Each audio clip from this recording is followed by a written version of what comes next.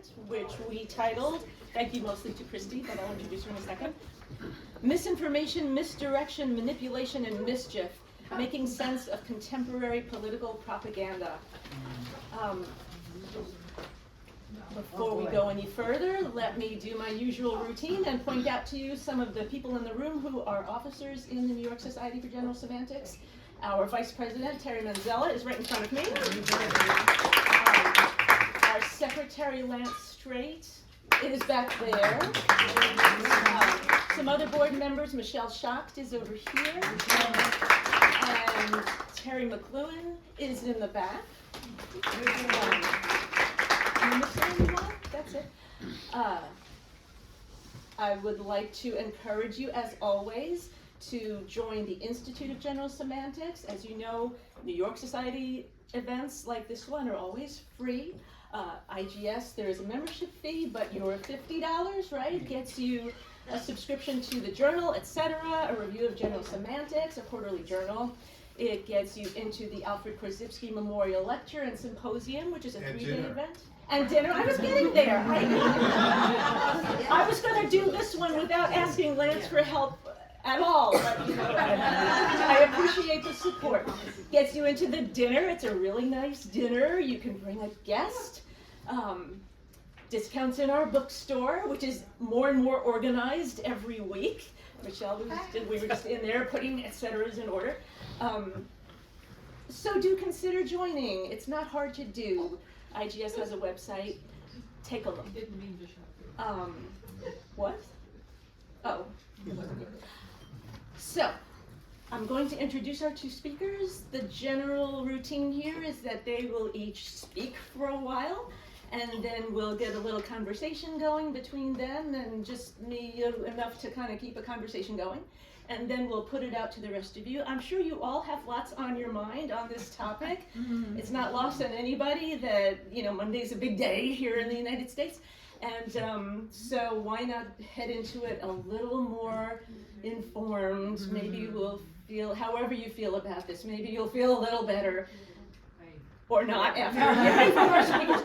So, here's who we've got with us today. I'm going to read some bios. Fernando Gutierrez earned his PhD in Design and Data Visualization from the Metropolitan Autonomous University in Mexico, and a master's degree in Information Technologies from, help me out. Tecnológico de Monterrey. In 1996, he collaborated with the team that designed the first internet system for the Office of the President of Mexico. He is a member of Mexico's National Researchers System and serves as the Executive Secretary of the Media Ecology Association. An author of numerous books and publications on media and communication, his notable works include Internet, the Intelligent Medium, and Understanding Media in the Digital Age, co-edited with Lance Straight and Octavio Islas. Yes. We said his name, I should know that by now. He currently leads the Division of Humanities and Education at the State of Mexico campus of... El Tecnológico de Monterrey. Thank you. The rest I can pronounce. Christina Knope is a professor and the Presentation Skills Coordinator in the Communication and Media Studies Department and the Assistant Dean in the School of Arts and Sciences, bless you, at the State University of New York at Cortland, which is upstate New York if you're not local. She is the author of Politics in the Gutters, American Politicians and Elections in Comic Book Media, and The Comic Art of War, a critical study of military cartoons, 1805 to 2014, along with numerous critical essays on politics and military culture in the popular arts. Dr. Knope is a series co-editor for Routledge's Advances in Comic Studies. She holds a PhD concentrating in cultural sociology and political communication from the University at Albany. So, we didn't do a coin toss or actually make a decision about who wants to speak first, but do you have any? Well, then take it away, Christy. No pressure. No pressure. That was yours. No, okay. So I am going to talk a little bit about how we got to Monday coming up and what we're all anticipating. And if people would prefer I stand, just let me know. I can certainly do that. In 2024, of course, there were a record number of voters that were expected at the polls. with elections being held in at least 64 countries, collectively representing approximately 49% of the global population. And a chief concern for most, if not all of them, was emerging AI technologies. Anxiety was high in the general public about the impact of artificial intelligence on elections, especially because new technologies have been leading to misinformation for some time, and now it's getting harder to identify. The capacity to generate misinformation and disinformation is now surpassing the capacity of fact checkers. And early in 2024, watchdogs warned that AI would wreak havoc in the US election, spreading misinformation via deepfakes and personalized political advertising campaigns. Well, these worst case scenarios were never realized, with things like deepfakes being only a very small part of larger misinformation campaigns. The fear of disinformation alone did influence US campaign discourse. Though, as sort of indicated in my publications that were just mentioned, I'm very interested in visual culture, and political cartoons regularly provide a visual commentary of campaigns and have long been recognized for their ability to offer new visions of campaigns or candidates, for their ability to clarify obscure values and images, and or to trigger deep reflection. They can provide political anecdotes. They can seek to bring order to government actions with biting partisan comment on current events. Or they can offer social commentary. They can help to make life bearable for audiences coping with our political realities. They can unite a mass audience with shared culturally situated illusions and offer audiences a way to vent frustrations with the political sphere. They can make issues salient to the public, and they can reflect popular impressions of the issues. They are therefore fairly useful means for tracing key themes among candidates, voters, and media outlets during an election cycle. And during the final weeks leading up to Election Day in the US, I collected about 50 cartoons that captured various visions of campaign media coverage, misinformation, and related concerns about informational integrity. And the majority of these cartoons were cultivated from Counterpoint and the Daily Cartoonist, which are organizations and outlets that deliberately present cartoon commentary from both sides of the political spectrum. And I knew just in watching my social media feeds with increasing horror throughout the campaign that politically active voices on both sides of the contest sounded remarkably similar in espousing their political preferences. Partisans on both sides were arguing that the other side was evil and corrupt, that the other side was stupid and gullible to believe the lies being espoused by their candidate and their media, and that the other candidate was vapid and unhinged, and that their rhetoric was nothing more than word salad. And these ideas were depicted in cartoons that included candidate quotes or near paraphrases that were exaggerated or emphasized with caricature illustrations, such as a Donald Trump quote with his eyes rolling back into his head, or a Kamala Harris quote delivered well in a straitjacket. And both sides argued that the other side was undermining democracy and would attempt to steal the election. And that if the other side won, the United States would become an authoritarian regime, either a paradoxical, quote, fascist communist state, or under the leadership of a fascist Nazi. So thus we get cartoons that used Halloween in particular as a popular rhetorical commonplace because of the timing of the elections, that depicted a voter fear of both candidates as the devil we knew and the devil we didn't. And to the topic at hand, both sides of the political divide were worried about and convinced of deception and misinformation from the opponents. As represented in the collected political cartoons, these anxieties coalesced into two sort of overarching themes related to informational integrity in the campaign.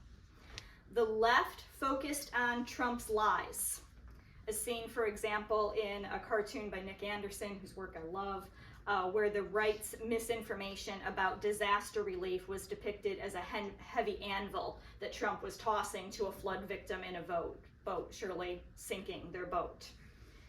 And the right focused on media bias, as suggested by a Steve Kelly cartoon that framed Harris's town hall remarks as being staged, scripted, and immature. That the right was not particularly concerned about candidate veracity recalls the 2017 articles in outlets like Vox and The Week that revealed Trump supporters knew he lied. They just didn't care. A phenomenon that Mother Jones reported in November of 2024 that had mutated into Trump supporters knowing he lies and liking the lies. Not any longer just not caring, but really liking them. That the right was particularly concerned about media bias and manipulation is consistent with general conservative distrust in the mainstream media. The most recent Gallup poll about public trust in the media found for the third straight year, more American adults have no trust at all in the media than trust it a great deal or fair amount. And only 12% of Republicans compared to 54% of Democrats have at least a fair amount of trust in the media. Reuters adds nuance to these statistics, finding that a significant proportion of the public feels that powerful people are using the media to push their own political or economic interests rather than representing ordinary citizens. And this perception of media chicanery is perhaps stronger for legacy outlets because, as suggested by J. Caspian Kang in The New Yorker, conservative news outlets are upfront about their political leanings, while prestige press corps is comprised of mostly liberals and yet dons the armor of impartiality, making their claims of objectivity seem disingenuous. Thus, one of the most common accusations of bias during the election was that every news organization that feigned fairness was not only slanted toward the left, but actively working with the Democrats to defeat Trump. A belief that was clearly reflected in political cartoons of the election, such as one by Eric Alley that depicted the legacy media attempting to move the hefty weight of the Harris-Walz campaign as if hauling bricks to build a pyramid, a metaphor laden not only with ideas of fraud, but also ethnic and racial bias. Meanwhile, the left's fixation on the lies told by Donald Trump both reflect and contribute to what columnist John Harris described in The Guardian as a reductionist view of the left as a coherent bloc that goes from people who lie in the road and shut down universities to would-be presidents, wherein online discourse hardens good intentions into an all-or-nothing style of activism that will not tolerate nuance or compromise.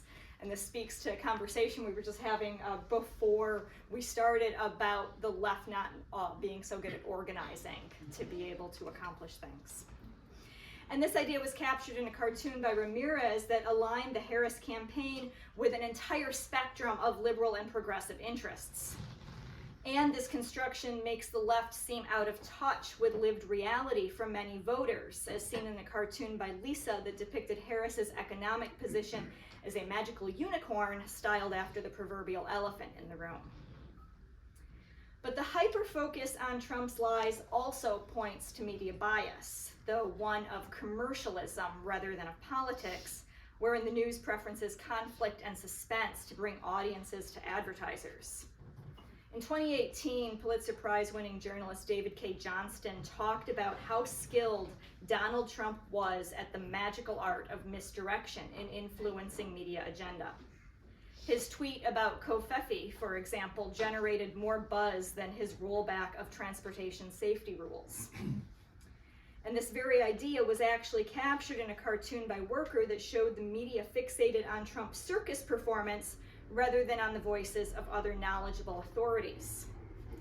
And indeed, such cartoons as one by R. McKee that reimagined Trump in the 1950s Coppertone ads with a little dog pulling on his diaper to expose his lies may do more to heighten Trump's celebrity than to undermine his credibility, helping to reinforce his position as a spokesperson, a television personality, and even a comedian of the insult humor variety, as Sal Falica has argued.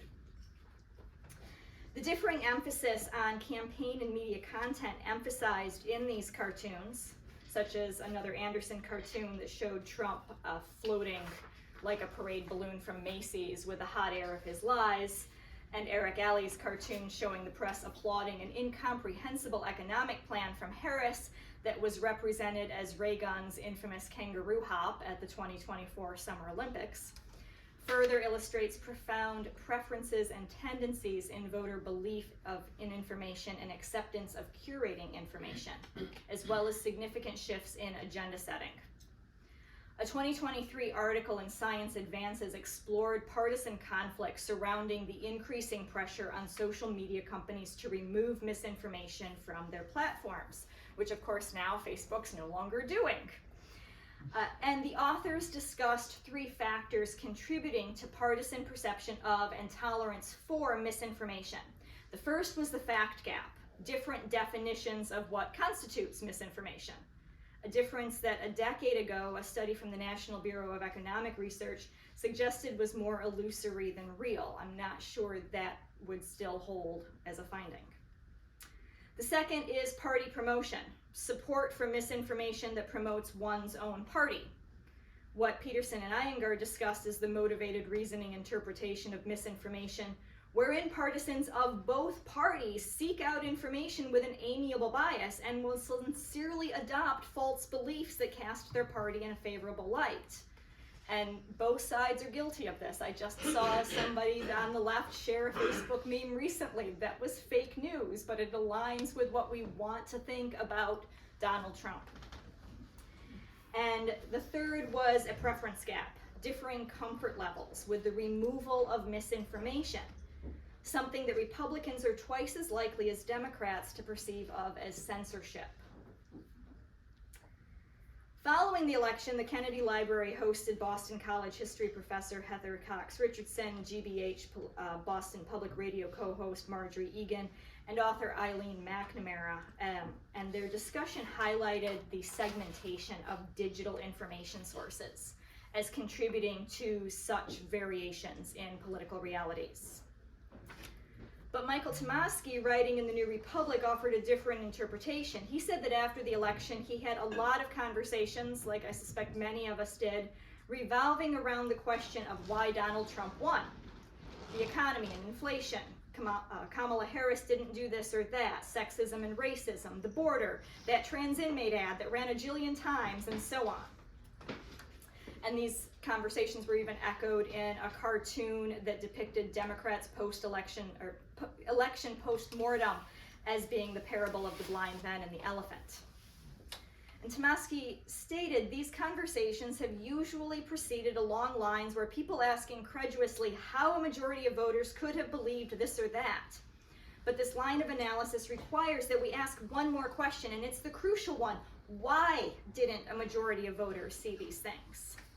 And his answer is that the right-wing media sets the news agenda in this country, and they fed their audiences a diet of slanted and distorted information that made it possible for Trump to win.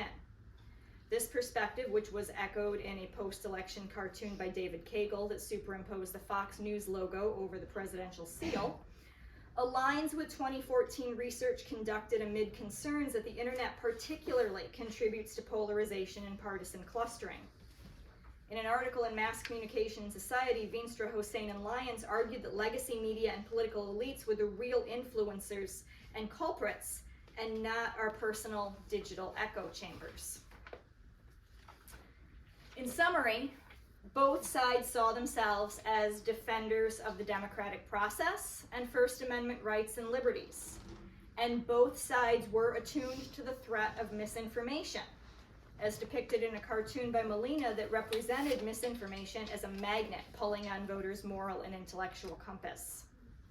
Republicans were concerned about misinformation via media bias, and Democrats about disinformation via bad actors.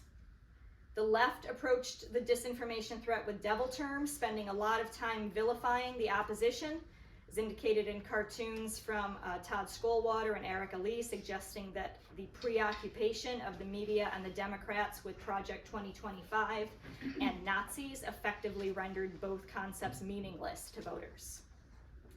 And the right approached the manipulation threat with a narrative about national myth and American glory, as seen in a cartoon by Ben Garrison that imagined MAGA as a winning sports team.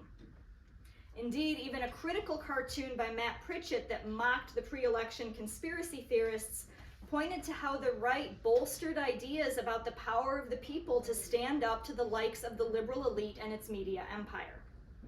And ultimately, that was the power that won. And as a kind of postscript, I think it's also worthy to note the place of these political cartoons themselves within this campaign discourse. As a form of political satire, editorial cartoons can offer a hard-knuckled critique of power that exposes some aspect of reality to ridicule in the form of aesthetic expression and passes judgment on perceived wrongdoing. As Hill argues, satire is a type of counter-narrative that should highlight gaps in dominant myths. But now that political cartoons have been effectively severed from the editorial section of newspapers and are now shared through social media feeds, they are more a part of meme culture than of news context and commentary. Memes, note Zhang and Abadan, are manifestations of an everyday politics wherein political discussions can be and are framed around our own experiences and interests in highly personalized ways. Within this milieu, editorial cartoons are more easily read as support for rather than as a challenge of one's own perspective, because we're more likely to see the ones that we agree with, and therefore are less likely to trigger deep reflection. Events like the recent resignation of Pulitzer Prize-winning cartoonist Ann Talnes from the Washington Post after the newspaper killed a cartoon critical of Post owner Jeff Bezos offers evidence that political cartoons are less and less able to offer hard-knuckled critiques of power. Thus, their functions of uniting an audience through shared culturally situated illusions arguably becomes dominant when they are integrated with meme practices, which Baladovic argues offer an intrinsic sense of belonging to a group, a sense that is enhanced through being part of an inside joke. And this may enhance or heighten political divisions through the creation or reinforcement of in-groups and out-groups, because as soon as you identify being part of a group, that means somebody else isn't. And then that is going to feed back into the fact gap, the preference gap, and party promotion that enables the very misinformation and disinformation that we fear.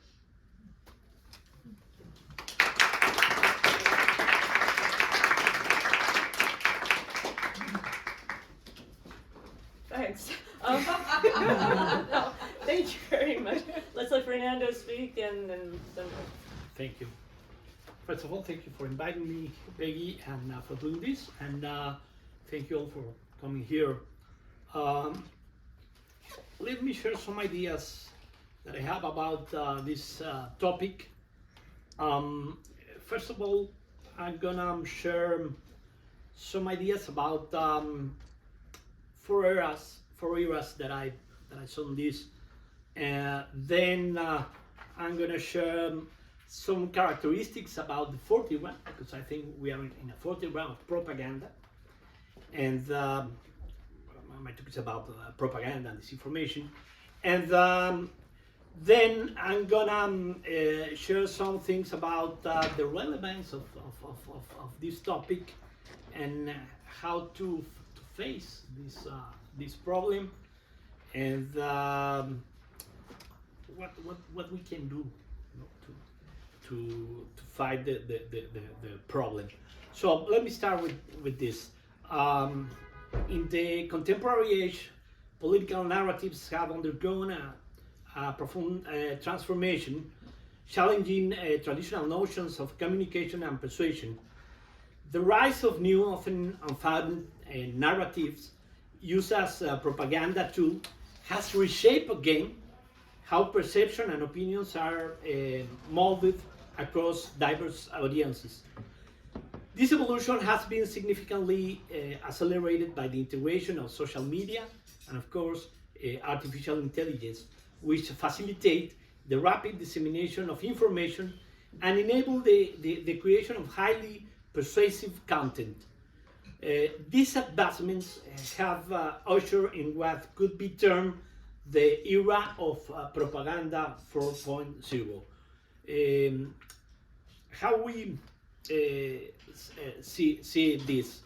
I have a team that well, we were working some time on this.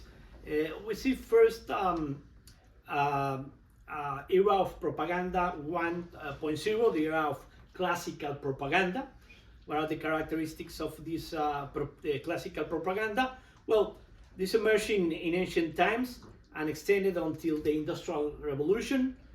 Used traditional means such as speeches, writings, monuments, and works of art, and to influence to masses. Examples: inscriptions of Egyptian pyramids, heroic narratives in epic literature, and the propaganda of Roman emperors, like the coins that they use and the statues.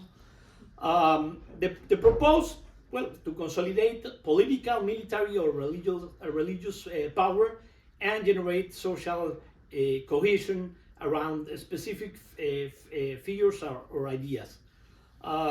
Limited in scope and scale, and as it depends on mutual reproduction and physical access to the content. Then we have the second era, the era of mass propaganda. It's propaganda 2.0, 2.0. The main characteristics of this second era: it was developed between the 18th and 19th centuries, driven by the Industrial Revolution and the advent of high-capacity printing presses. They use printed media such as newspaper, pamphlets, posters, and hooks to reach a broader audience.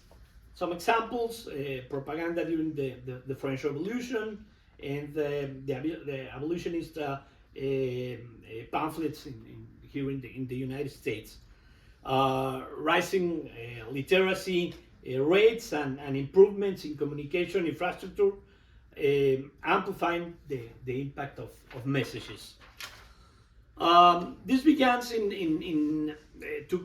began to be structured as a systematic and professionalized effort with an emphasis on controlling public narratives. Then we have the third era of propaganda, the era of audiovisual propaganda. What are the main characteristics of this era? Emerged in the 20th century with the advent of mass media such as radio, cinema, and television, characterized by the use of images, sounds, and visual narratives to create a stronger emotional impact on audience. Some examples: Nazi propaganda, and that use Joseph Goebbels, and all the propaganda used in the World War, the Second World War, and predominantly unidirectional communication from senders to mass audience. That was the idea. Another characteristic: emotional manipulation, the use of stereotypes and messages, and message for simplification were key tools of this era. And finally, the fourth era, the propaganda 4.0, the era of digital and personalized propaganda. What are the characteristics that we saw on this era? It was developed in the 21st century with the digital revolution, things like social media and artificial intelligence technologies. Use tools such as algorithms, big data, and personalization to tailor message to specific individuals rather than mass audience. Some examples: digital campaigns in election, the problems that we saw in the Brexit, in the last election, the 2016 election here in the States. It was characterized by the decentralization of content creation, allowing non-state actors to participate in the generation of propaganda. The digital ecosystem facilitates the variety of messages and makes it difficult to identify sources or verify the truthfulness. In this era, AI plays a central role, revolutionizing how propaganda is created, disseminated, and consumed. Its presence is pervasive and multifaceted, significantly amplifying the sophistication and impact of persuasive strategies. Some of the characteristics of how AI is shaping this era of propaganda. First, content creation and automation. For example, deepfakes. AI generates realistic but fabricated videos, images, or audio recordings that depict events or statements that never occur. Another thing, the generative AI tools like ChatGPT, this model creates highly persuasive text content, including articles, speeches, or social media posts that can mimic human tone and style. And another important thing, chatbots. Automated systems powered by AI engage with the users in real time, spreading specific narratives or engaging in disinformation campaigns. This is very interesting because in a study that we did, we saw that some people use chatbots not to create content, but to disseminate the content created by persons. So it is very difficult to see if the account is a chatbot or it's a bot or it's a person. So the strategies are sophisticated, more sophisticated than ever. Another important thing of this fourth era of propaganda, the personalization of messaging. AI analyzes vast amounts of personal data from social media, search engines, and online behaviors to craft tailored messages for individuals, users, or specific groups. Micro-targeting is very important on this propaganda. Political campaigns and propagandists use AI-driven insights to deliver customized advertisements or content design to appeal to users' unique preferences, fears, and biases. This hyper-personalized approach makes propaganda more effective and harder to detect, as I mentioned before, as messages are crafted to resonate deeply with the specific audiences. Third important thing of AI in this fourth era of propaganda, the dissemination and amplification of information. We have algorithms. Social media platforms use AI algorithms to prioritize content that generates high engagement, often favoring sensational, emotionally charged, or polarizing material. This enables the rapid spread of propaganda. Troll farms that automate the distribution of content at scale, making appear as thought certain ideas or narratives have widespread support. And virality optimization. AI identifies the most effective format, hashtags, or timings to maximize the reach of propaganda messages. These four eras reflects the evolution of tools and media available to shape perception and behaviors. While earlier phases focus on collective and visual impact, Propaganda 4.0 marks a shift toward hyper-personalization and technological sophistication. So AI plays a central role in this era. However, the fundamental principle of influence, manipulation, and persuasion remain constant. Angela Merkel, the former Chancellor of Germany, aptly described this period as the era of disinformation. She underscored the detrimental effects of fake news and conspiracy theories on democratic discourse and public trust. According to Merkel, the health of democracy is intrinsically linked to the quality of information accessible to its citizens. The proliferation of disinformation undermines informed decision-making in electoral processes and erodes the credibility of democratic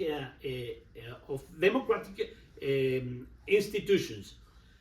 As Merkel aptly put it, she said, "We must protect freedom.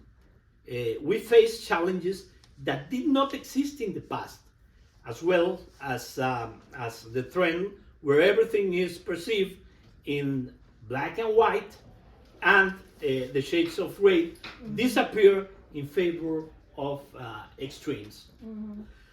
So Propaganda 4.0 is a new paradigm. As I mentioned before, the term encapsulates the utilization of advanced technologies to influence and persuade audiences in increasingly sophisticated ways. Unlike traditional propaganda, this new iteration leverages digital tools to create immersive and personalized experiences, allowing messages to be tailored to the specific preference, behaviors, and vulnerabilities of individuals. One of the defining features of Propaganda 4.0 is the reliance of data analytics and the algorithms to craft highly targeted campaigns. Platforms like Facebook, Twitter, and TikTok have become central to this phenomenon as their algorithms prioritize content that elicits strong emotional reactions, whether positive or negative. This has resulted in the amplification of polarizing narratives that appeals in the extreme of public opinion, often at the expense of nuanced discourse.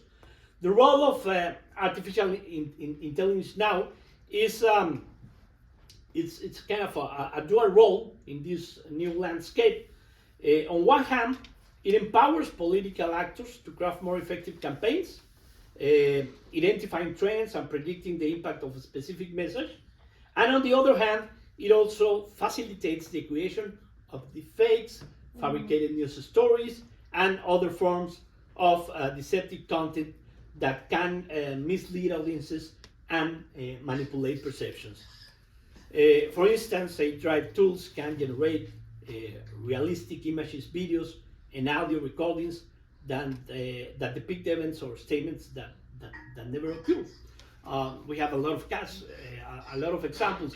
In Mexico, the last year, we saw a lot of videos from the government, from the mayor, for example, or the president saying some things. But the problem is that were the fake videos with only 20 seconds of a video or an image of a person. We can create a video, and we can write whatever we want and put the words on the video of the person that we want. So this is very interesting, and we're going to see a lot of cases in many countries. So the implications for democracy. The shift of Propaganda 4.0 has profound implications for democratic societies. The personalized and immersive nature of this new propaganda makes it more effective at influencing individual behaviors and shaping political opinion. However, it also poses significant ethical and practical challenges. Erosion of trust, for example, the spread of disinformation undermines trust in democratic institutions and the media, making it harder to citizens to discern fact from fiction. Another, polarization. By amplifying extreme viewpoints, Propaganda 4.0 contributes to the fragmentation of public discourse and the erosion of common ground. Privacy concerns. The use of personal data to tailor messages raises serious ethical questions about consent and explosion of individual vulnerabilities. And fourth, accountability. The decentralized and opaque nature of digital platforms make it difficult to hold propaganda, to hold propagators of disinformation accountable. Let me jump. I have some other ideas, but we can share it after.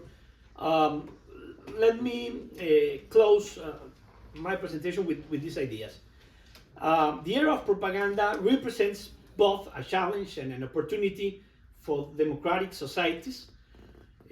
While advanced technologies have the potential to enhance communication and engagement, they also pose significant risk to the integrity of public discourse.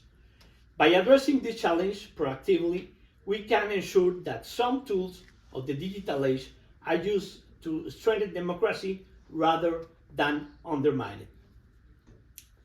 Media ecology reminds us that the medium does not operate in isolation, but interacts with other media and with our daily lives. This means that excessive exposure to a single medium can displace the time of attention dedicated to other media or activities, reconfigure our cognitive abilities such as attention, memory, and critical reflection skills, create emotional or psychological dependency, especially in media that exploit instant gratification. Why I'm talking now about media ecology? Because I think that the perspective of media ecology can help us to face this problem that we have many channels where we receive a lot of information. So it's very important to have a different perspective. Understanding this system impact allows us to evaluate whether exposure to a specific medium is negatively affecting other areas of our lives. So an ecological approach suggests diversifying our media interactions by alternating between immersive and reflective experience to avoid overexposure to a single type of medium. Neil Postman warns that the media not only transmit information but also shape out culture and perception of the world. It was the same of Marshall McLuhan. We shape our tools, and the tools are reshaping us. And so media ecology invites us to ask ourselves what values or priority is this medium promoting, what aspects of my life are being altered or replaced by my exposure to a medium. So this approach it's very helpful to face this problem. These questions encourage a critical and active relationship with media rather than passive and uncritical consumption. So this perspective helps us understand the profound and systemic impact of our exposure to media. Beyond the content, each medium shapes the way we think, feel, and act. Determining when it's enough, well, it's a good question, requires a conscious analysis of how the medium affects our cognitive, emotional, and social balance, as well as adopting practices that foster a healthy relationship with our personal media ecology. Thank you.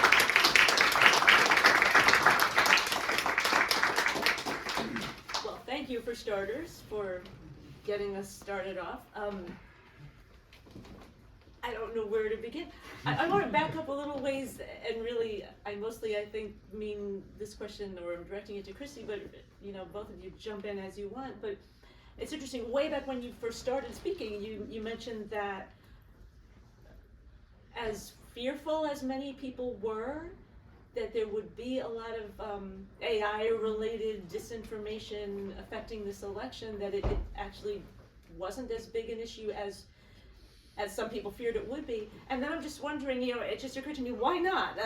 Is it that we just don't know it happened yet, or that it didn't happen yet because most of us are still pretty new to AI? Like, I'm thinking back to like the year 2000, where I was teaching a class called New Communication Technologies and Social Change, right? And we were looking at websites. It was the first time that presidential candidates, do you remember this, had websites, and let's look at them, and of course, well, now no one does anymore because it's done. But is it too soon? Like, will it be the next election that? There's some mixed, looking at it internationally and not just here, because the fears about AI's influence and deepfakes were not, local to us.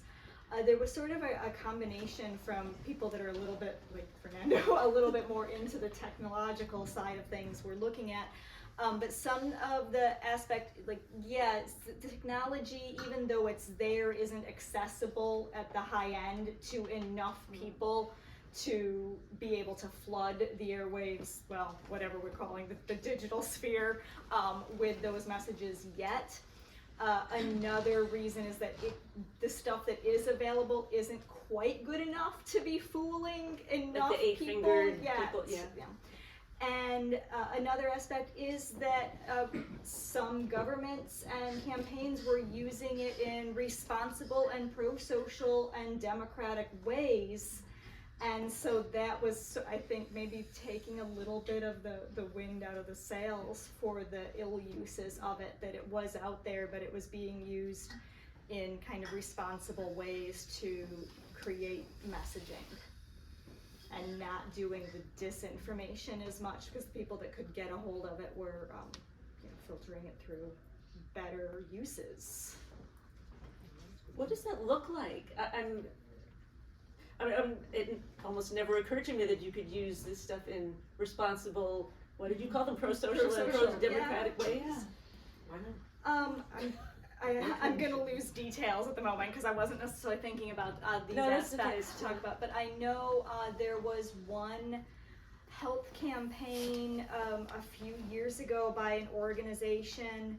I think that Beckham was the spokesperson for, that they used AI to age him through the progress of a disease, and then used it to reverse that to indicate, like, if you give funds for the research and if you take these precautions, you could look like this or you could look like that kind of thing, using AI to create a fake version of him for a good purpose, not to try to fool anybody, but to have that vision in place. Museums are using AI to allow people to interact, especially school children, to interact with different experts and people from the past in ways, kind of using the artificial conversation aspects of letting kids ask questions of people and getting answers in ways that are more interactive than the way the rest of us go through a museum and read the little placards. And so there are pro-social possibilities. Yes, I think there are some good uses of AI and these new technologies, and I think it's like when Postman was asking Neil Postman about his anger toward technology. He said, I don't have any problem with technology. Technology is like food. We need food, but what is the problem when we get a lot of food? We need to put some limits. So I think this is one way to see this. We have these problems associated with the use of AI, how some people are manipulated, some other people, but we have these other uses to do some interesting things. So I think one challenge is to empower people to see both things. No? It's a challenge. but it's very very important. And to me, again, it is very important to have a kind of diet of technology, because if we're exposed to all these channels, social media, we're only going to receive this kind of information that are well, some people are trying to manipulate us. But if we mix, if we have this diet and we read books, we read newspapers, and we listen on radio, and we're gonna have good things. We're gonna see in a much in a richer point of view this kind of things. I'm going to jump back in on that. There, one of the ways that it's being used and can be used responsibly within these contexts. There's a platform, again, the name is escaping me, but it's a chatbot that is designed to do exactly what the rest of us cannot do, which is to argue with a conspiracy theorist in a way that is supposed to eventually kind of disprove the conspiracy with the language that the conspiracy theorist would accept. Well, that's good. Well, that's interesting. Yeah. Very interesting. And I've been sitting through, and I'm sure I'm not the only person here who's been sitting through a lot of different workshops on how to use AI in our classrooms. And of course, our big fear is that students are going to use ChatGPT to create their work, but they can also be using ChatGPT to critique their work and to give them preliminary feedback and to help them find the holes in their persuasive arguments. And everybody acknowledges it's not yet a perfect system for providing feedback, but there are potentials there if we start kind of thinking about broader uses for it than cheating the system, whether we're talking about cheating our academic system or cheating our political system. I think we have to not be afraid of it. It's the tool. It's a tool. You can use a hammer to build something or to tear something down. Absolutely. But that's why it's very important to empower people, because if students are not knowing more in a good way the tool, for example, ChatGPT, they're gonna think that ChatGPT is only to cheat. It's useful to cheat, to assign. Right. So, no. But if you can teach the students to use this LLM to criticize the Strength of his ideas or whatever, it's gonna be very very interesting, and I think they can be more productive and for society, for the it's, but again I think it is a challenge. You have to be open to it. Yeah. Just have to accept it's part of our life. I have plenty more questions, but I also feel like you probably have plenty of your own, so why don't I put it out to you all? Who wants part of this? Yeah, Michelle. 2003, there was no large language models. There was no debate over whether our future was going to be nuclear power, because that's the only sustainable way to use artificial intelligence. But we had a mad rush to war over weapons of mass destruction. Everyone in this room would be subjected to a poll which in their current memory says, I didn't buy it.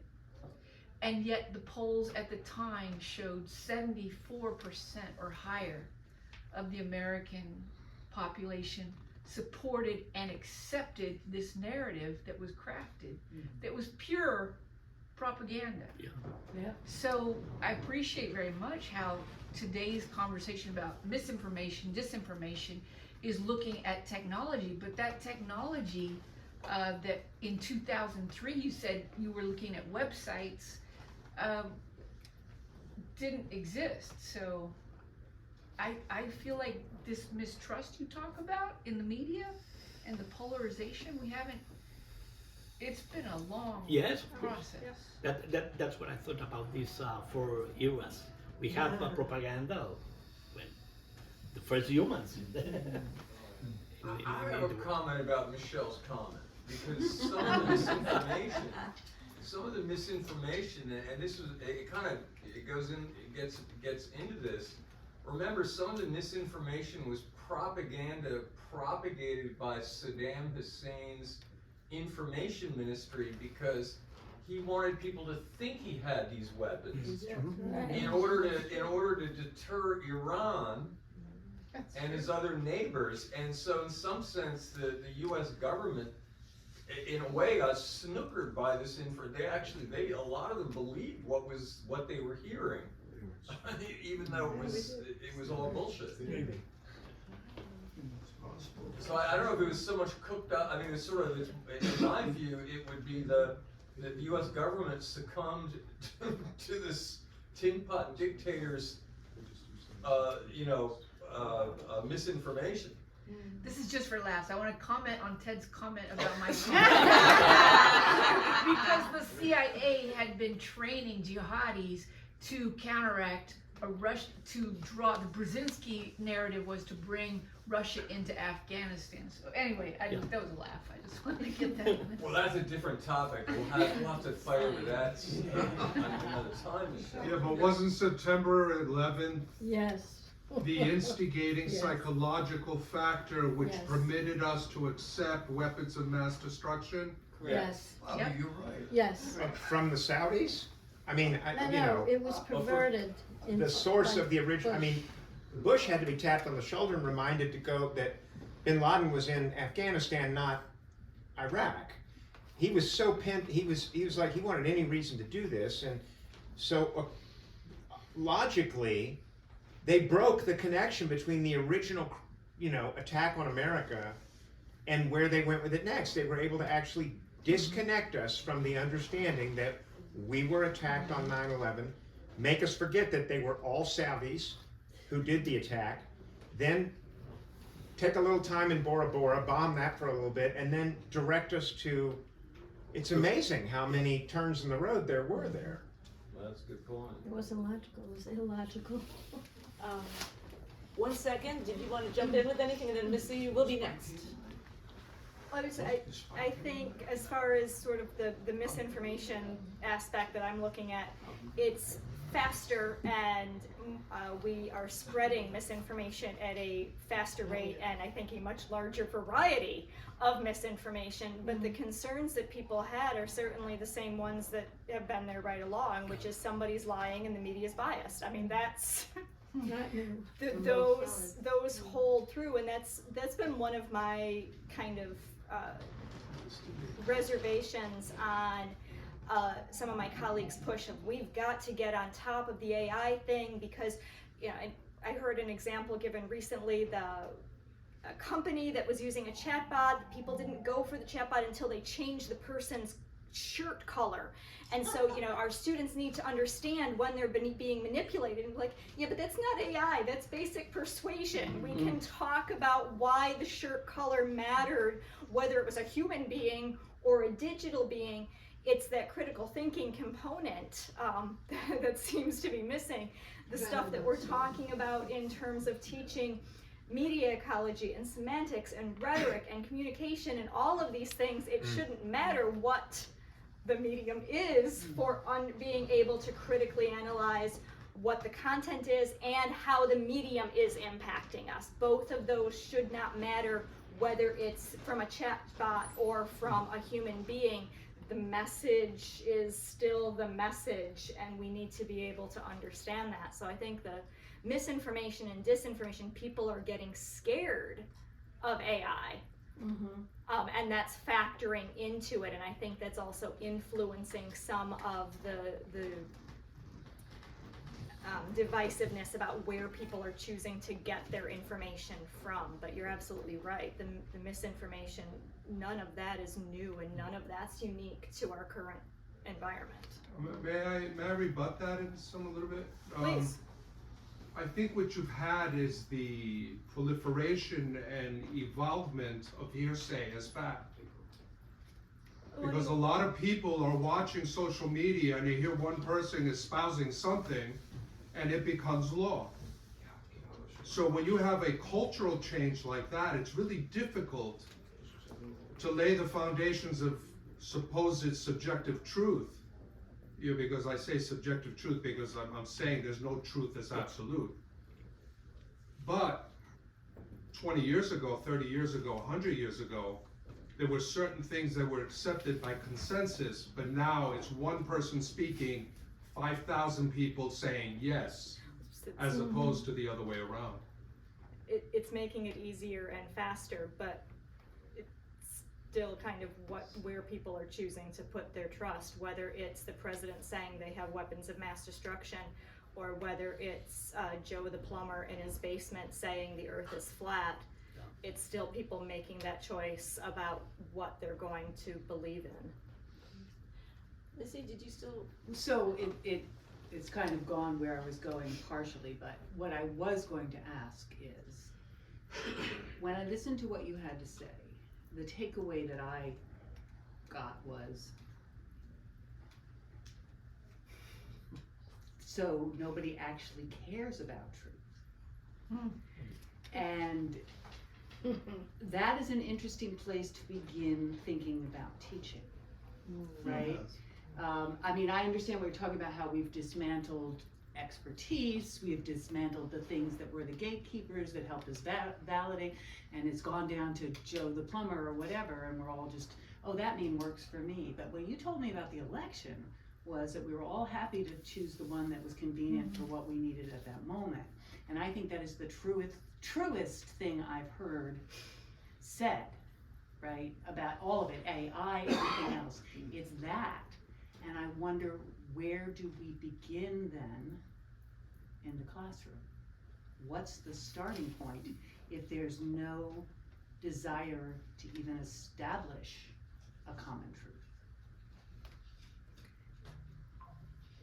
Some of my civic discourse colleagues would say it's finding anything of common ground, even if it's just sharing a pizza. And starting from simply beginning to see each other as human beings before seeing each other as this side or that side.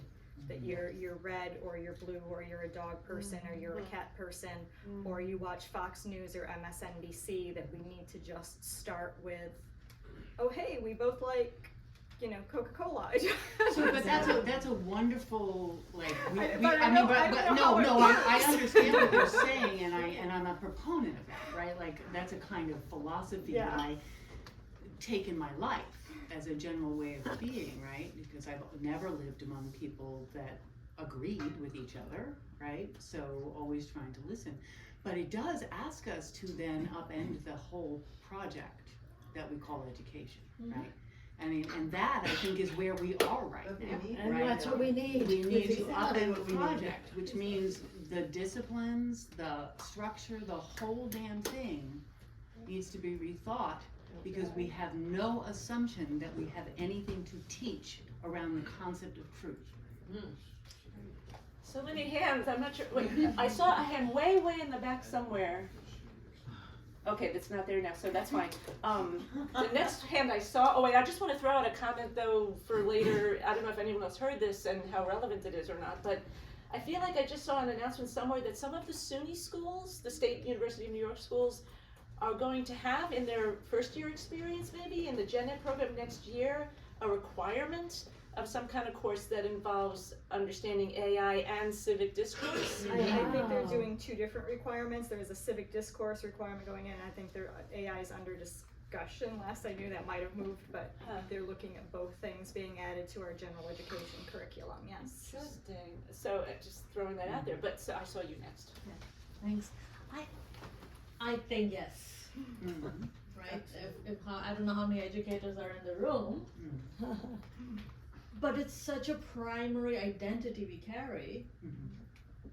Will you fight, or will you go with let's upend it, right? And we never question. I mean, we question our knowledge-making practices, but we don't question the truth of truth in terms of just language here, right? Is it common or is it shared? You said shared and she said common. Right. And I think about common as who's common, right? Who defines common? When we are talking of decolonizing knowledge, whose commonness has been held up? So yes, the truth of education has to get upended at this point. But it also gives us tools to create this information in ways of how do we use it? Where's the ethics of, but the ethics has already been upended in the way of common was created. So I think it's about shared. How do we do sharedness? So I think this is really, really critical. That disinformation is going to open up, and how do we approach this information as a tool? Not something to fight, but as something that is telling us, wake up. Yeah. 1, 2, 3, let's start. I was struck in listening by how many times I heard liberal versus conservative and so on. And so I'm thinking about communication is a process, propaganda is a process, and what needs to be taught is processes. And I kept thinking, we're here in a general semantics environment, and starting with the either or and teaching first graders, as soon as you hear either or, what else is going on, it's effective. And I've tried it, and I have 2 surrogate grandchildren who learn that way. And so I think we have to teach processes and thinking, and not it's this and it's that, and memorize this and memorize that and so on, and teach first graders that there's something called disinformation, and we need to understand facts and science, and that it's not perfect, but it's evolving. And so it's this issue of not rote teaching, but teaching children how to think. That's right. They used to teach that. Yeah. They took it away. Yeah. Yeah. The term disinformation is usually used to mean what the nonsense that the other person thinks. And we're rarely taught these days, even though I guess there's some fealty about examining one's own beliefs. Is it actually taught in school? Like, just something, give them something that we know is a fact. Let's say the earth is round. But just to try to teach them, something. Well, question it. Why is it? Why do you think it's true? Just because the teacher told you, or just because your textbook, it's written in your textbook? But to understand why it's true, and if we can't question ourselves and our own information, we're just as vulnerable to disinformation as anyone else, and we probably are actually absorbing and believing things that are nonsense. They're common. Just a tiny little addition also is the idea of conspiracy theories. I will often speaking to people, tell them that conspiracy theory is something that the other person believes, and they'll say, well, that we all have. With enough of a conversation, we'll all discover something odd that the person that we think is perfectly rational believes. And they'll say to me, well, what do I believe is a conspiracy theory? Well, it's hard to have that discussion unless you're willing to really examine what you're thinking, because you don't think it's a conspiracy theory, even if I were to tell you it's true. So the suggestion is that to teach people, the critical thinking is to question ourselves, to look ourselves in the mirror. Is what we believe to be true, and really to examine the information that we already have and believe is true. Is it true? Just to ask ourselves, and if we want to be confident that it is true, then but why? To think about carefully why do we think this is true? We're just pausing for a moment. Anybody want to? Anybody? Ricardo, did you still want to jump? Yeah. Yeah. Yeah. Yeah, I would like to ask the panel.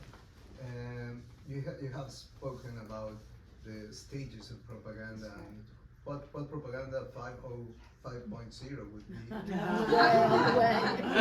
But I think the common rule for propaganda is to manipulate people. That's right. And then technology empowers in social media what you want to hear, even Facebook or Meta, Instagram. If you want to hear about these words that the left, the right, the conservative, ultra conservative, those words are like just disqualifying the other side or the other facts. So my question would be how to balance freedom of speech with this disinformation and misinformation. If we can use technology, as Jimmy Wales made Wikipedia, trying to, all the people to go there and prove or give facts. If technology can be fact-checking, Right. so that anyone with education, which is the core business, at the core task that we should be following, if you listen to something, to somebody or a media, just go through this technology and do fact checking, because we know AI is just like an algorithm that is, and machine learning is the algorithm is learning itself to show you what you want to hear. So that is also manipulation by the same technology. So I think that is one thing. And the other thing is, as Marshall McLuhan went to philosophy, to ethics, to open the other eye, because if I close my eye, I see the same thing that you do, but it's bidimensional. And then if you go to philosophy, ethics, and media literacy, you open your other eye and you see the world differently. So that's my reflection. I just want to say about the first question. It's a good question because you can say, for example, government can put the limits and try to balance, but the problem is that the government is promoting this kind of disinformation, so there can be no judge for this. That's why some institutions, like for example UNESCO, are promoting these programs like media information literacy to empower people, because they think it's more effective to empower people than to have some institutions to see for the balance of this. There are some cases, for example, Brazil has some laws about this thing, about this information, but the same Brazilians said that are not effective. They have the same problem. So to make laws to try to control this is not an effective way to face the problem. So we are on this part that we don't know how to face the problem. We have this question, but we don't know how to solve it, and it's very important to. Yeah, but if you want to put a drug out, you have to go through the FDA. If you want to put an algorithm out, you don't need any permission.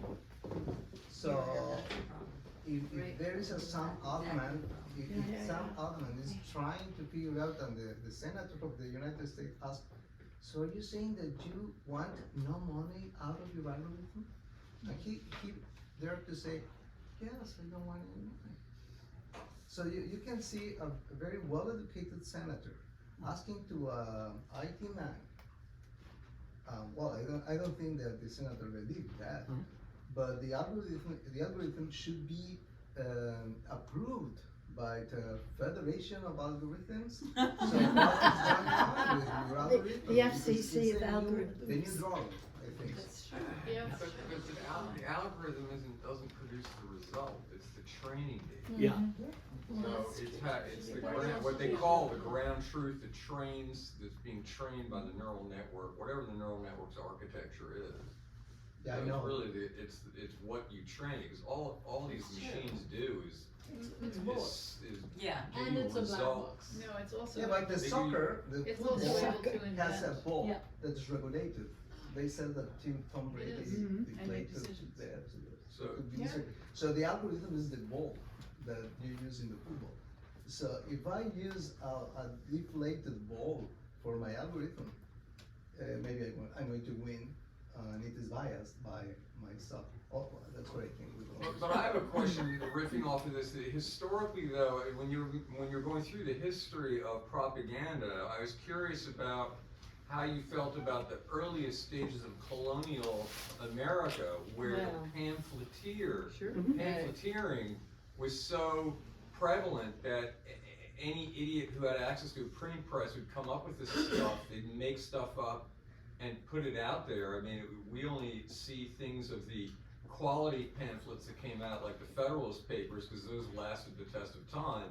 And we know they were written by Madison and Hamilton. But when they came out with that stuff, or when Franklin or even Paine was coming out with their stuff, there were huge volumes of political stuff, scandal sheets. Sure. I mean, a huge volume of garbage coming off of printing presses in the 1700s. So I'm curious how that fits into your paradigm. Yeah, the thing is that we're a difference, because not all the people have access to pamphlet, to technology to make these pamphlets and disseminate. And that's a difference between that time and this time, because this time many people have access to these technologies to disseminate information. But the results, the problems are the same as Christine also said. We have the same problems in the first era, the second, the third, and the fourth. And what we see is that the mechanisms are more sophisticated. It's the only thing. But in the history, we saw people trying to manipulate perceptions and opinions and habits of many others, using what they have near, pamphlet, photos, then with the printing press, books and magazines, and of course the difference is that who has access to these technologies? Some people, not a lot of people like this time. That's what I can say about this. I've seen some other hands, and then You spoke earlier about the solution being sitting down and having a pizza and talking about commonalities. I think that much of what I've heard talked about tonight has been abstractions like facts or what have you, a lot of in the head stuff. And in the men's work that we do, sometimes we talk about the greatest distance for a man is the 16 inches from his head to his heart. And the idea that maybe this next iteration of education, as much about critical thinking, needs to be about relational intelligence and invite, because we have an epidemic of social isolation right now. And I think the propaganda and the divisiveness and the binary ideas in the head cause people to turn on each other, in part because we're all carrying a load of anxiety around the social isolation. So if we can begin to also teach an understanding of how to create and care for relationships, especially across difference, we might begin to fill that wellspring of compassion for each other that these binary paradigms seek to break down and weaponize. There's some of that going on in young children, first grade, second grade. Yeah. They are teaching social skills now. Mm-hmm. I mean, I like to remind friends, we all have our own mud pies, and that we have to figure out that there's something else besides what we're in love with, our ideas, our ideology. Well, I love that idea of open your other eye. There's an ample amount of research that shows that culturally we actually break voice, expression, and connection systemically in masculine culture, and then put them into a hierarchy where they compete out of their heads for dominance. But this idea that we're all born with these powerful relational capacities for connection that our culture simply dismisses as irrelevant when we're trying to teach facts and figures and learning and profit and all this stuff. So there's an opportunity with young people, very young people, to keep those capacities alive and thriving. Thank God, that's great. I know you've been waiting forever. Let me. Oh, thanks. Who? I know. Oh, and then I'll look higher and get. Yeah, there's more. I know. I mean, anyway. I just have something to say that relates directly, and I'm really appreciating hearing you say this, because I've been running an oral history project about the desegregation of one county in South Georgia since 2016 through 2024. And my final thing was to get everybody into the room. They have been through this together, to listen to each other's stories. Get around that pizza. We all did this. It was 50 years ago. Let's get together and talk about it. And what happened was, some people did benefit from that, but a lot of people were so threatened they got angry about it. And so we don't have the skills to listen to each other. So thank you for that, because I was confused as to why. I saw this as a great moment of possibility of racial healing, and it didn't happen. So there's a lot I could say. Just two things. In the last several years, when I've been around people who are taking one, it's two sides. I will approach them with, can we, take a step back and just start with whatever the issue is. I don't care, name your issue, whatever it is. Can we start with, it's complicated. The second thing I want to say is, throughout this evening, I keep coming back to what I think is a fantastic book, Thinking Fast and Slow. Yes. It would be great to educate people about how limited our brains are. And starting there,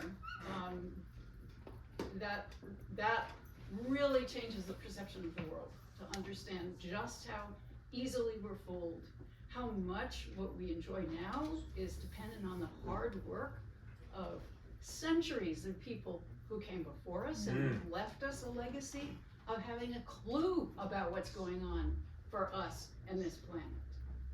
So that's a great book, because if you've read it, you understand that you are confronted with your own biases and limitations and gullibility. So it's a great place to start, I think, for understanding, oneself. You close the night. Close Yes, the night exactly. for us. Oh, wow. Stand up. Thank you, everyone. Yeah. Should I stand up? I just want to point out several things. I am an educator, but I'm a early educator, so this is my 4th semester teaching, so please bear with me for the next several points. In my class, I teach mass communications, introduction to freshmen and sophomores. I like to bring up the point that you never know 100% side of the story. You never know what's happening. You don't know. You will hear different sides of the story, but you will never know what actually happened, because you were never there.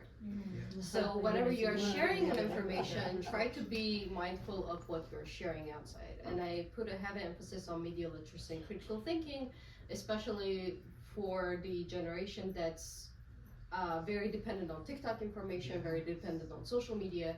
So I really try to put in their minds, and from the evaluations that I've received, that's very beneficiary for them to really get into the media literacy and critical thinking, to understand that verified information is the most valuable thing that you can have, as much as you can have in the capacity. The second thing that I want to point out is, I don't know how many of you watched Newsroom, TV series on HBO Max. They have a very powerful episode on verifying an information from 2 different sources.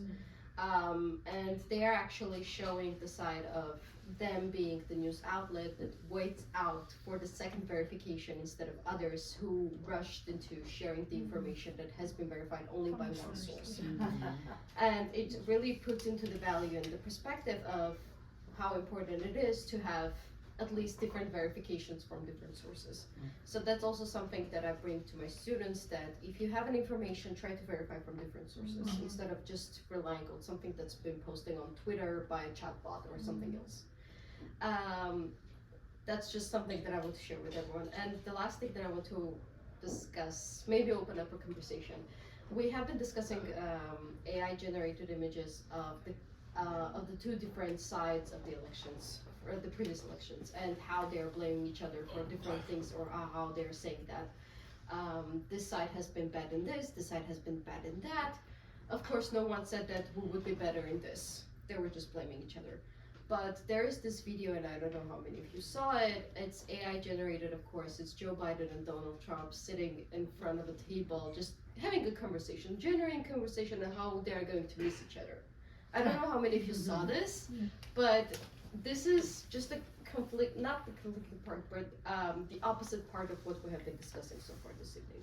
So I wanted to open up this conversation with our discussants here, to kind of get your idea about that as well, because it's actually not true video, right? It's an AI generated video, but it shows the genuine part. It shows how human they are, besides them being a blaming side. It shows their humane side. So I wanted to know your opinion about AI use for that purposes.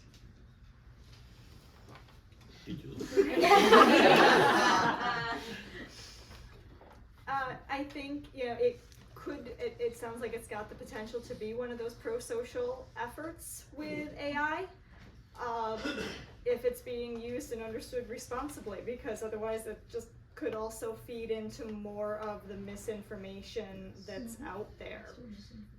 You know, and this again is not unique to AI. We can go back to the 2000 election, pre-AI, really almost pre-websites for most campaigns.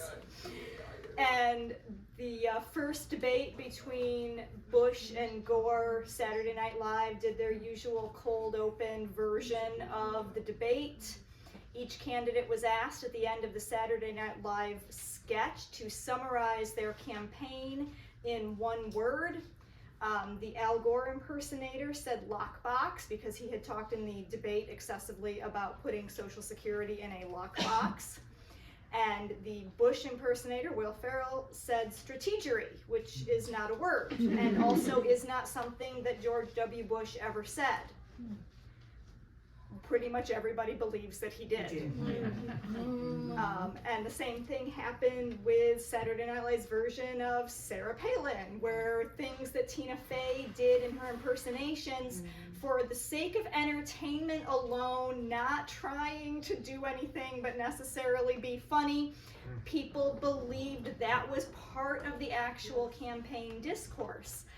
And so even a discussion about, you know, showing the humanity between the two candidates could still become part of the misinformation, depending on how that gets interpreted and used and shared and reinterpreted by people. Right? Yeah. Oh my goodness. There are folks back here. Yeah, I know that we've got a whole group. So. Terry and Tiffany. Oh, Terry, that's the hand I was referencing earlier. Yes, Terry. Hello. I've often wondered how direct experience might enter into a viable discourse of propaganda. And I say that from personal experience, having spent 23 years in Afghanistan, in Khyber Pass, Pakistan, and India. So it comes down to really what this gentleman was saying is, what do you believe? Like if you have direct experience, someone will say, so what? So it's not how do you counteract that, it's that there are just ways of moving forward with that. And having experienced that much of my life, I am really quite intrigued about how that might be acknowledged and brought into your hearts and minds. And the various scenarios that came up here, of which some know about, that occurred in this country, and some don't know about. Some that are considered as, you know, conspiracy theater, theater and theories,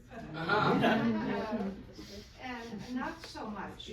But I think there is a large element of truth to all of what we're discussing here. But I am particularly interested in how, having experienced my life directly, totally directly, how that impacts on how we perceive and others perceive reality. And therefore, some consider reality a propaganda. So what is our truth? Stephanie, I know you've been waiting. Oh, okay. This is related, but it's a little bit of a tangent. Terry, forgive me. Okay. So this whole conversation has been making me think so much about a book I read in Trump's first presidency, when we all looked at the newspaper each day. We were like, okay, what is going on? What is going on? So I was reading a book written in 1975 by Hendrik Smith called The Russians, who was the New York Times head of, whatever your head of New York Times, in Russia, living there with his young children and just like collecting stuff. Bureau chief, that was the word I was looking for.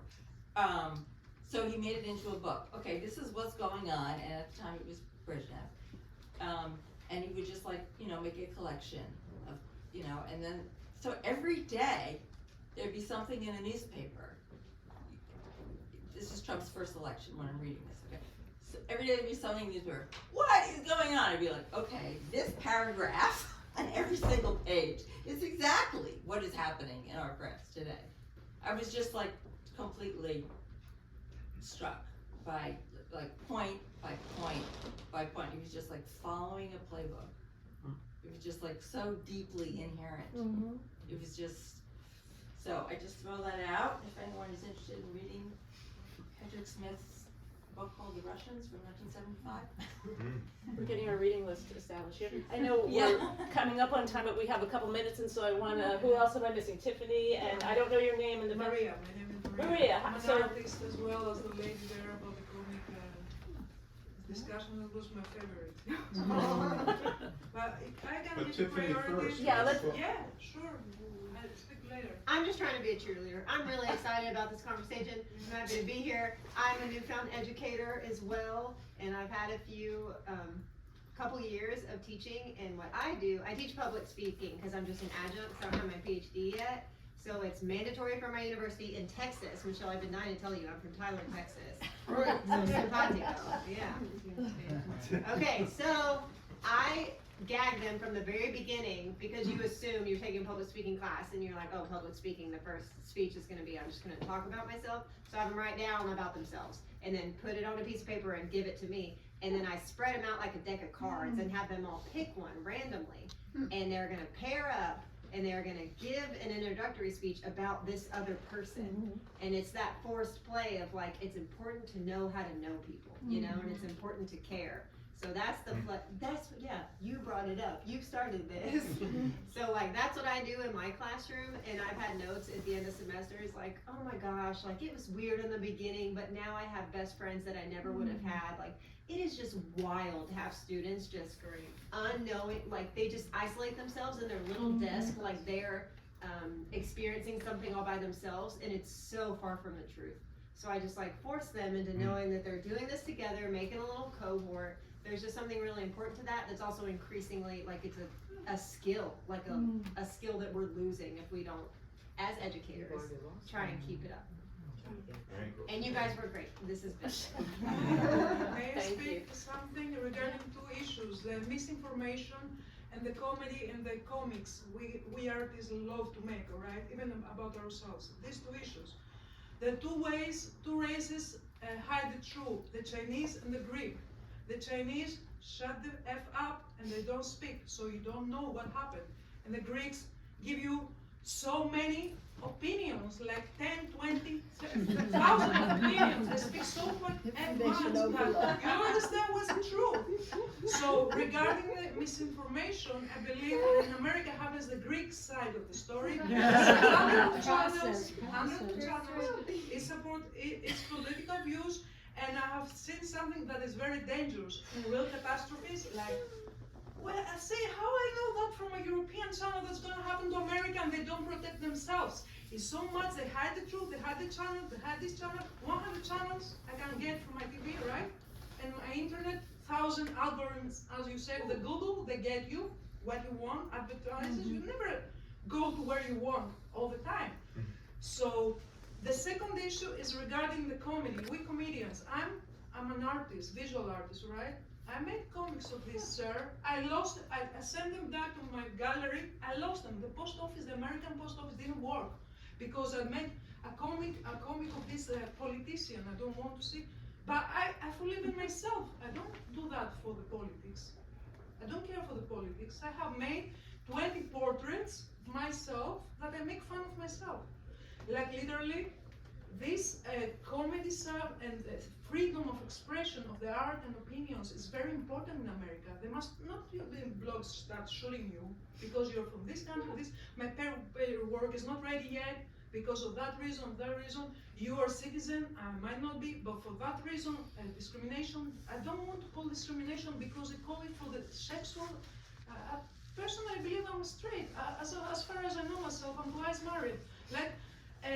When I use this term discrimination, because I feel everybody wants to put you in a blog to shoot you, to use the gun power or not to use the gun power, whatever, I use this word, but they take it sexually, all right? That's my issues, and I'm done. I spoke because you gave me my weak point. Is the whole communion out of the ancient Greeks that they had it for breakfast? Can I offer a quick anecdote? I have a question. Oh, wait, you've been waiting and waiting and waiting. And It's a comment. I just wanted to say. And let's. I just want to say thank you all, everybody here who participated in tonight's event, whoever came up with the theme for it, I appreciate it immensely. I have really been very upset because I've been dealing with grammar school teachers who make it a point, they tell me, doesn't matter, they put it out on social media on every level, even if they know it's wrong, because they want their side to win, and that's very anti-American. Yeah. That will destroy us, and this group tonight has restored my faith, and I really appreciate each and every one of you. Yay, I think it's us. wrong. Yay, us. That should be the place to end, right? But no, but I promise Michelle and Lance, did you want to say something? Yeah, T.S. Eliot wrote, I'm sorry, did you want to talk? No. T.S. Eliot wrote, "Where is the knowledge we have lost in information? Where is the wisdom we have lost in knowledge?" And some of you know I published a piece online that kind of was inspired by that. And you know, in part this is about language, where we say, you know, and I think a lot of the talk here has been kind of confused in a way because you kind of use interchangeably information, belief, facts, and so forth, where they're very different kinds of concepts. And in my piece, I kind of suggest that we can relate information to electronic media, knowledge to writing and print, and then wisdom to oral culture. But you know, the important point I would say in this regard, I mean, part of it is that propaganda, the word propaganda, which originates from the Catholic Church as to propagate the faith, which is not a bad thing if you're a Catholic. Of course, it's a bad thing if you're a Protestant, and if you're Jewish, who cares? You know, as the Postman once put it, you know, what does it matter who the pogrom is coming from? But in any event, that propaganda and information are used synonymously everywhere else but in the United States. But what I would suggest is the terms misinformation and disinformation are themselves unnecessary because it's all information, and information is not about truth. If you go back to Claude Shannon and information theory, it's simply about reducing uncertainty. And so it's like you have a set of possibilities, information lets you decide, tells you which one of the possibilities is the one that's in operation. So it's nothing to do with truth, and that's part of the problem. So instead, we have no way to determine what is true or false through information. We only can know what is intended or not intended, and that is part of the problem. Then when we look at the difference, say, between pamphlets, they're still taking part in a literate discourse which still has some connection to logic and fact, whereas information has no connection to that, and instead what we get is an information overload. Right. Steve Bannon famously referred to it as flooding the zone with shit, right? And Hannah Arendt, also wrote about how propaganda is not about falsehood, it's about reducing or eliminating people's ability to tell truth or falsity. But through information, we have a direct assault on fact. And if you really want to get back to facts, we have to look at the folks who really operate according to factual information. Now that includes the military, right? You can't bullshit when you're fighting a war, or if you do, you quickly find out what's bullshit and what's not. And the same thing to some extent with business. At a certain point, there is a bottom line, and you have to go with what is fact and what is not fact. But that we've had, David Brin, the writer, he's mostly does science fiction, but he's talked about how from the right wing there's been an assault on fact-based professions. Right? It's not just an assault on science, but it's been an assault on law. Right. I mean, in the legal profession, there are strict determinations on what is fact and what is not, what can be entered in as evidence and what is not. There's an assault on military, in terms of the professional military, that every profession that is based on facts is been under assault by the right wing. And that creates a highly problematic situation that we're in right now. And again, that is all connected to this overload of information, because there's no test like there is for fact. I'll just end by saying that General Semantics is all about facts, right? It's about understanding fact-checking and reality testing, which is why that's what we've been advocating. And this goes back to Korzybski in the 30s, or starting in the 20s, who was talking about how World War I started, and then what was going on leading up to World War II, including the rise of fascism and Nazism and communism, and how all of that was an assault on fact, and how scientific method, in particular, not science's authority, but that method is a way out of this problem, and is our best method for reality testing. Nothing has surpassed it. Here. Yeah, Thank you. Thank you. Yes. I don't. Michelle, do you want like a last word, and then I will take one more. But thank you for those, as always, those comprehensive, and thank you all for creating this conversation and for inspiring it. I was really touched by your point about truth. We don't care about truth, but I was traveling in a band. I played bass in a punk band. We were in a van from, what's that town that just had the tsunami? Eureka? We were traveling down to Oakland, and we had like 8 hours in this van, and the drummer decided we were all going to become Sasquatch believers. And I can tell you, after 8 hours of relentless YouTube videos, what do you want to know about Sasquatch? You just ask me. Propaganda. So one thing, let me certainly thank our speakers.